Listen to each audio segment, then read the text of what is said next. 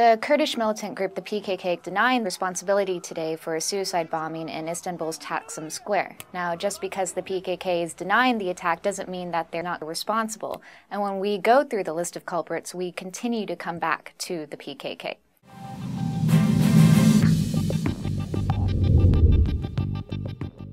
First, let's look at a couple other possible culprits. Al-Qaeda has had a history of activity in Turkey, particularly in 2003, but since then the Turkish security apparatus has done a pretty effective job of cracking down on the Al-Qaeda threat. Also, this was an attack that primarily focused on police forces in Taksim Square, not civilians, which we would expect Al-Qaeda, if they were behind the attack, to be targeting civilians primarily.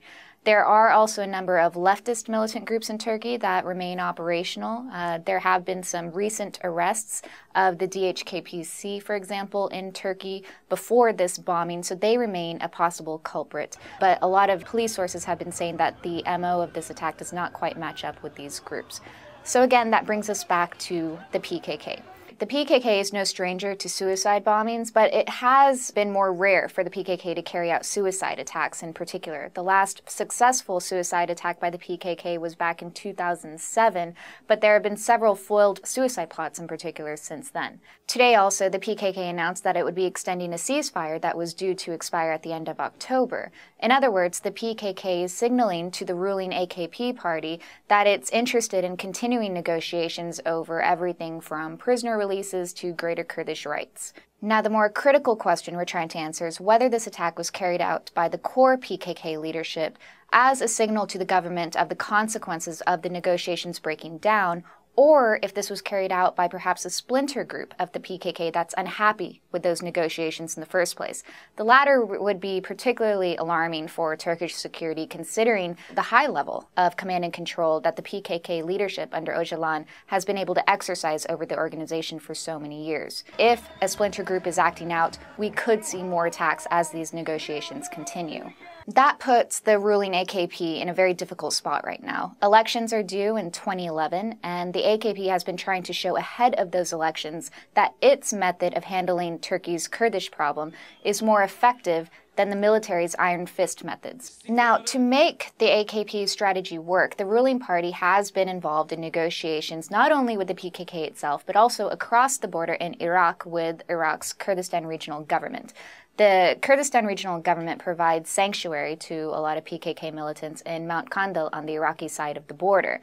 For Turkey to effectively crack down on Kurdish militancy, it needs to be able to shut down that sanctuary, and negotiations have been taking place to that effect. Now, what the ruling AKP has going for it is, as the Iraqi Kurdish Regional Government is preparing for a U.S. exit from the region, it's becoming all the more dependent on Turkey for its economic security. For the Kurdish Regional Government in Iraq to export its goods, particularly oil, it must go through Turkey, and that's serious leverage. Turkey's negotiations with the Iraqi Kurdish Regional Government also play into Turkey's negotiations with the United States. As the United States is preparing to leave the region, Turkey is trying to place pressure on the United States to provide more intelligence cooperation in particular to help crack down on Kurdish sanctuary on the Iraqi side of the border to allow Turkey to better handle its own Kurdish problem at home. At the same time, Turkey's AKP has to be extremely cautious in how it handles its Kurdish problem, especially in the lead up to elections. Turkish nationalism can easily surge, and Turkey's AKP is on the defensive. The AKP doesn't want to give the military, especially, the opportunity to reassert its authority by using the PKK card. So as this Taksim bombing reminds us, there's a huge challenge that lies ahead for the AKP in trying to implement its Kurdish strategy.